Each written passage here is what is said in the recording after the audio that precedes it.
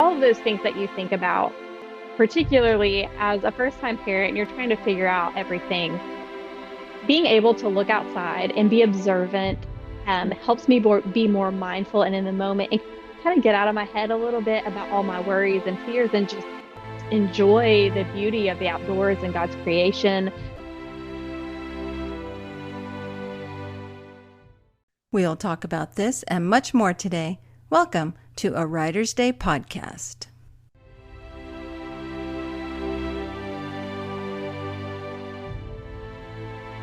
Hey everyone, welcome back to a Writer's Day podcast. My name is Ruth Douthit, and I'm an award-winning, multi-published author of books currently in the suspense genre and also the women's contemporary.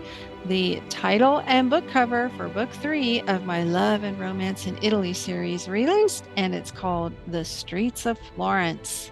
That's right, it's the final story in Millie and Edith and Joy's adventures traipsing through Italy, and this time they're playing matchmakers to a young American waitress and a young Italian waiter she works with. And there is food, of course, and wine, and all kind of adventures through Florence and Tuscany. So head over and pre-order The Streets of Florence right now. It's available to pre-order on Amazon.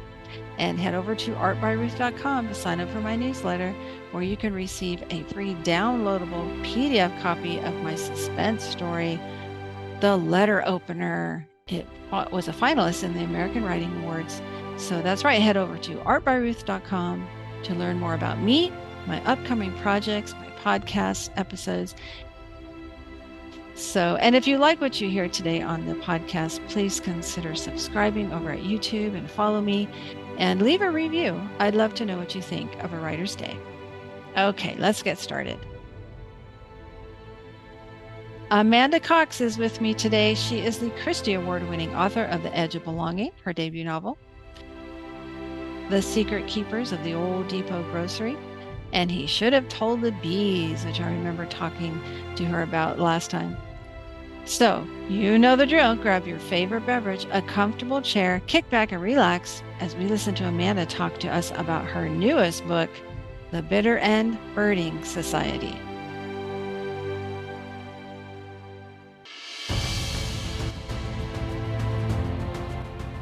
Hey everyone, welcome back.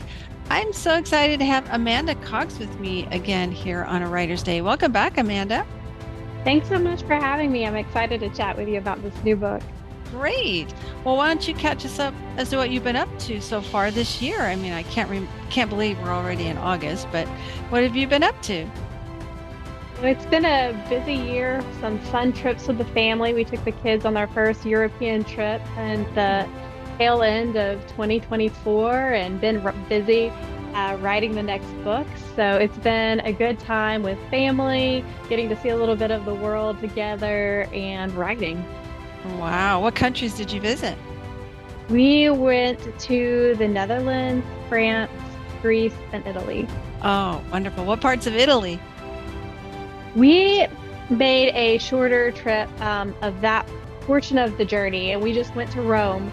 My family, they traveled there a little bit more. My grandparents and my kids were traveling with my brother-in-law because he lives in Amsterdam. He's really familiar with international travel. And my husband and I, for our anniversary, went over to Greece. So, ooh, how wonderful. Oh, that sounds amazing. Been to Rome and I just love it. It's so dreamy. Have to go back someday. Well, so are you doing any conferences this year? I am not going to any conferences. I'm going to a couple of reader events. I had one in the summer in Columbus, and then I have one coming up in November. It's Read Write Rendezvous, and it's going to be in St. Louis. Really great time. I've been to this reader event before, and it's just a wonderful time. Oh, great. What's it like getting to meet all those readers as they come up to you? It's so much fun, just getting to have that connection. It's so neat meeting, as writers, we write kind of in isolation, but then getting to meet people who love your characters like you love your characters and know your characters like you do. It's just so much fun to be able to have some of those conversations. And two, just that enthusiasm about books and about writing and about story. It just has so much energy there. That's just wonderful. Oh, yeah, it is. It's so great to come together with people who love books and, like you said, talking about characters and, why did you write this and why did you write that? And that must be such a kick. I love that. Yeah, absolutely.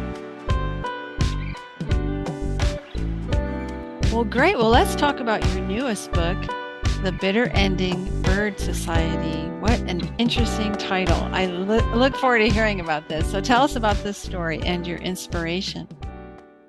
So this story is about a young woman who has been through somewhat of a traumatic experience in her hometown. And because of the way she handled everything, everybody just saw her as hometown hero, but she does not feel that way about the situation and really feels like if everybody knew the truth, they would see that she made the situation even worse than it had to be. And she decides for her summer break, she's just got to get away from it all, go somewhere where she feels anonymous, and she's going to help her great aunt with her house that she's getting ready to sell and maybe connect with some family roots that she doesn't really know a whole lot about. And so when she gets there, let's just say nothing goes to plan at all. And before she knows it, she has been adopted against her will by a ragtag group of bird watchers who in the course of venturing out in nature and enjoying the great outdoors, realizes she has a family connection to one of the members of the birding society. And that branch of her family tree has been severed because of a feud that happened many, many years ago between a moonshiner's daughter and a preacher's son when they fell in love, caused a really big issue in Bitter End, Tennessee. Mm. Okay, so that's where the name, the bitter end, comes from. Yeah, so it comes from Bitter End, Tennessee, which is a real place. I Wow. had looked up when I was going to write this book, I had looked up quirky town names in Tennessee because there are a lot of them. I'm from Tennessee. I'm familiar with a lot of them, but I ran across Bitter End and I'm like, okay, that is a place with a name. Oh, like there's got to be a story that Yeah, that's what I goes was along with thinking. how this place got named Bitter End. And so I tried to research it, couldn't find anything about it, decided to go visit it. And even though it comes up on the GPS, we could not find Bitter End. And we were asking people in the valley below the mountain where Bitter End is. And everybody looked at us like we've just lost our minds asking about this place. But I finally ran across right before we were leaving to go back home this woman who said, overheard our conversation, and she said, I know where Bitter End, Tennessee is. And she started telling us a story about growing up there and how her grandfather was a moonshiner. And so that is how moonshiners ended up in this story because it was originally going to be a contemporary story with bird watchers. But once I learned that a little bit of the history of that area, I had to weave that into the story. Ooh, I love that. It's just so intriguing, the fact that there's a story there. Ooh, and that it was so hard to find. It just makes you want to find it even more, right? I know. I did a fun over the summer, this fun story contest where I had readers dream up there and like, why do you think this area got this name? And it was so fun hearing everybody's creativity and their ideas because I mean, it could really be anything.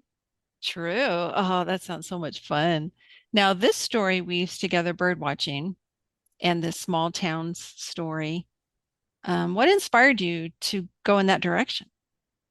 So it originally all started with wanting to write a story about bird watchers. I fell in love with bird watching probably about 15 years ago when my first child was born, and he was a really colicky baby, and just it was not easy for him to be settled. The only way he was calm and not fussy was if I was standing and swaying. And so it became this habit to just kind of look out my back windows. And so the birds were kind of my entertainment while I was standing and swaying with this baby. And I got to know my backyard birds and really found a lot of peace in watching nature and getting to know the species of birds that were out there and just being shocked by how many there were. And then the other piece to that is years later, we were hiking in Maine as a family, and the kids were really young. They were probably ranging from like 7 to 3 and we ran across this group of bird watchers and they were just it was like we were their new best friends and they were helping my little kids look through their binoculars to see the birds they were trying to see and who knows if my kids actually saw anything through the binoculars, but this group of people were so welcoming that I was like, I want to write a story about bird watchers. And anytime I've encountered groups of bird watchers or heard stories about my friends encountering bird watchers, it's been the same story. They're excited and they're passionate about what they're doing, and they want to invite you into it. And so it was really fun to kind of pair those things together. The backdrop of Bitter End got woven in after the trip there. And then the idea of birds and bird watching has always been kind of special to me. Oh, I love that. Me too. My office window faces our back patio and I have a bird feeder and I love watching them. And one thing though, it does require you to slow down. And Yes. after talking with bird watchers too, they love to see the birds, note them, and then go research.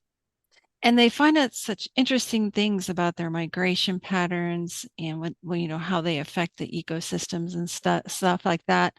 So for me, it just blows my mind, that these little creatures coming in can totally change everything around, your Oh, yeah. backyard and everything. They bring in the falcons. They start hanging around my trees now more often. So I Yeah. notice they bring in the predators, the cats. I see a lot more Yep. feral cats in my neighborhood now.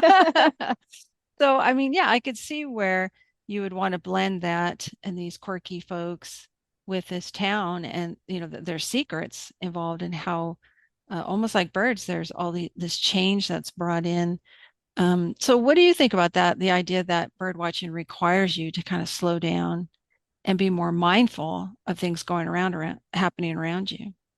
Yeah, I think I found that to be true myself when I started bird watching in my own backyard. Because, instead of me worrying about everything, am I being a good enough mom? Am I able, like, why is this baby fussy? Why can't I fix him? Like all of those things that you think about, particularly as a first-time parent, and you're trying to figure out everything.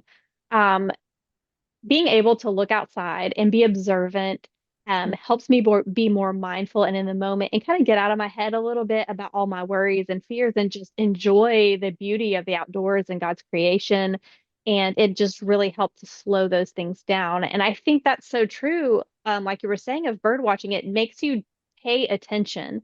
Mm. Um, and I think in the world that we live in, we live in such a rushed existence where we're always trying to rush, rush, rush, that bird watching is kind of this moment to kind of slow down and step outside of that for a little bit. Because you're not necessarily trying, I mean, you can be trying to achieve with bird watching. You might have a goal of certain birds you want to see and things like that, but you do have to be still and you have to be quiet. And I think that's just a really good practice for life. It helps us do that. I think it transfers to other areas of our life really well. Well said.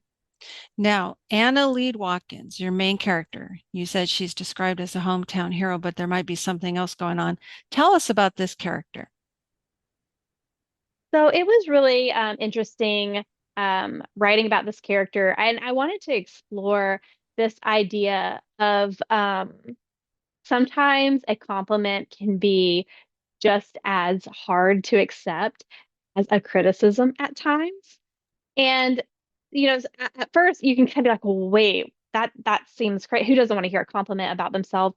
But it's hard to really accept that if you don't really believe it yourself. Mm, And so it was really interesting exploring how admiration can be just as painful as criticism when you don't really think you've deserved the admiration that you've been given. yes, we've seen that with a lot of like famous athletes, you know, uh, military heroes, where we Mhm. think we're complimenting them by calling them a hero, but sometimes they take it the wrong way, don't they? Yeah, they don't really feel like a hero because they see behind the scenes and they've experienced emotions. Like sometimes we see those bits and pieces that's like, wow, I could never do that. And then but we haven't had to live through maybe some of the trauma that they've had to go through that they're wrestling with at that same time. hmm So we talked about the amateur bird watching group, but how does it connect with your main character, Anna Lee? I mean, it was really her idea to kind of go to a bitter end and kind of hide and isolate.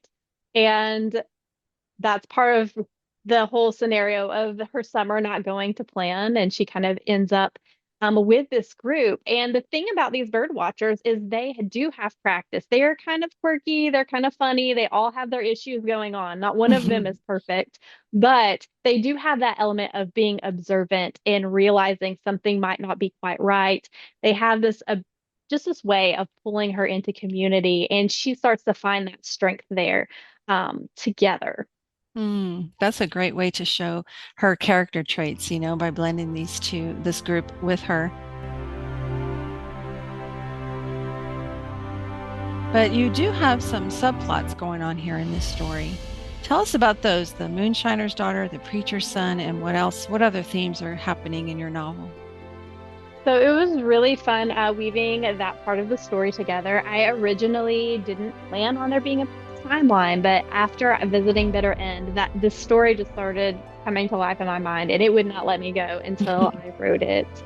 And it's just a way to kind of show what's going on in the present, but these characters have their own story too. And it is looking at ways that we find our identity, the way that we define ourselves. In my past timeline, Viola, she has always defined herself in terms of her family. And then when she feels like this urge to kind of leave it all behind and start over and start fresh, she really thinks that she's like, I'm ready for this. But once she does it, she is struggling to really, she's like, who am I? I've got like, she almost feels like at war with herself in a sense because she's got this mountain girl version of herself and this other version that she's trying to become. And it parallels a lot with Anna's journey because she is struggling with her identity just for different reasons because she's been through this traumatic experience and she's trying to figure out who she is in light of it. Should what parts of those things should be a part of her identity? What are the things she needs to let go? And so you see that kind of paralleled in both timelines. That's great. So we have a town that's almost dealing with the same issues, and then you have this character. And it seems like your work often deals with family dynamics. Is that because of your professional counseling background? Yeah, I think that's just a big part of that, and so much about family dynamics really shapes how a person identifies themselves and who they believe that they are. And so I really like to explore that through story. I like to, um, with characters, they come to a point and they're like, okay, this is the identity that I've adopted based on the family experiences that I have now. Do I want to embrace some of that? And are there parts of it that I no longer want to embrace that I think these are areas of growth that I need?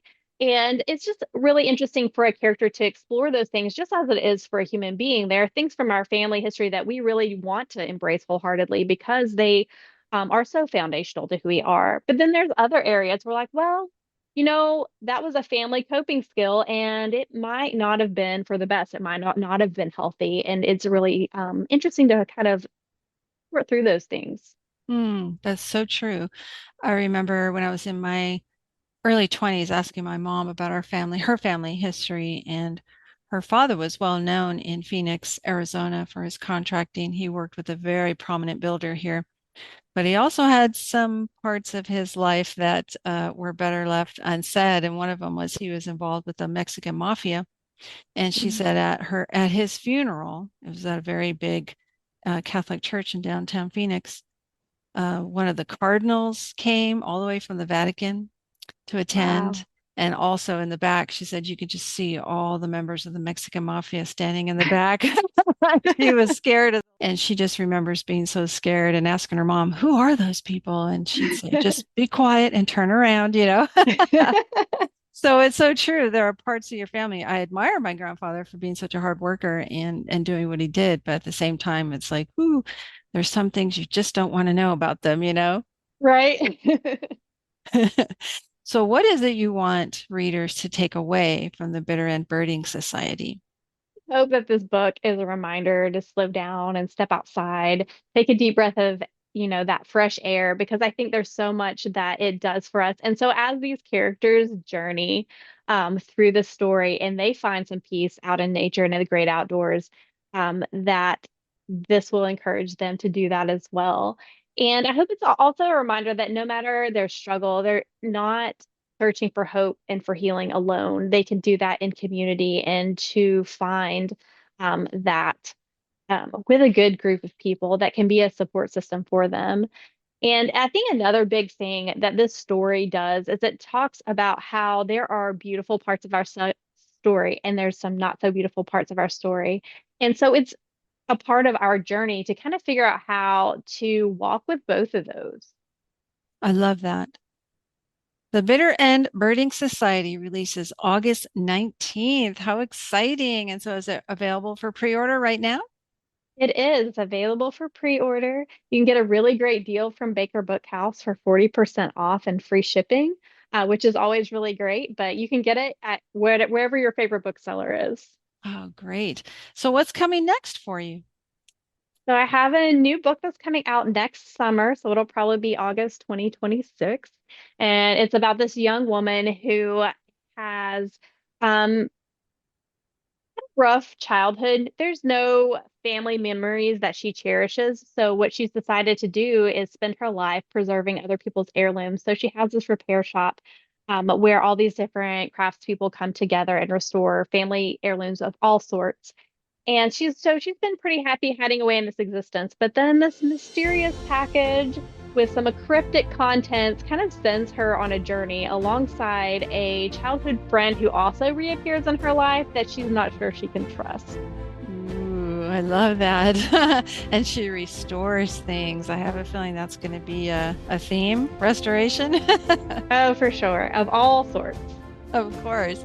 Well, that's great. And so can your readers connect with you?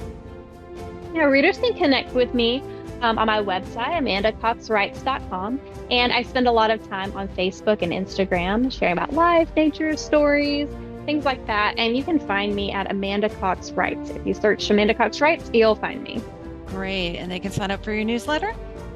Yes, and when you sign up for my newsletter, you also get a little free short story that goes along with my debut novel, The Edge of Belonging, while they're there. Ooh, wonderful. And so, folks, be sure, head out and pre-order The Bitter End Birding Society right now. And then head over to AmandaCoxWrites.com to sign up for her newsletter so you can find out more about her upcoming projects, like her next book. It sounds amazing. Amanda, thank you so much for taking time out of your busy bird watching schedule to talk with us. It's always wonderful to hear from you. Thanks so much for having me on again. It's been great chatting with you. Isn't that great to listen to Amada Cox talk about her new book? It sounds so fascinating, bird watching in a mysterious small town that she literally had to go search for, right? And it sounds like it has this mysterious history behind it. And then I love how she also puts those traits in a character who seems to be running from something. We don't know what, but she's described as a hometown hero, yet she doesn't like the attention. So that is interesting. So it sounds like maybe she and the town might have something in common. We'll find out. So head over and pre-order your book right now and then sign up for Amanda's newsletter. And be encouraged. But above all things, keep going on your writing journey. Overcoming obstacles, try and write something every day, and don't give up, because someone out there needs to read your story. Thanks for listening. Until next time, God bless.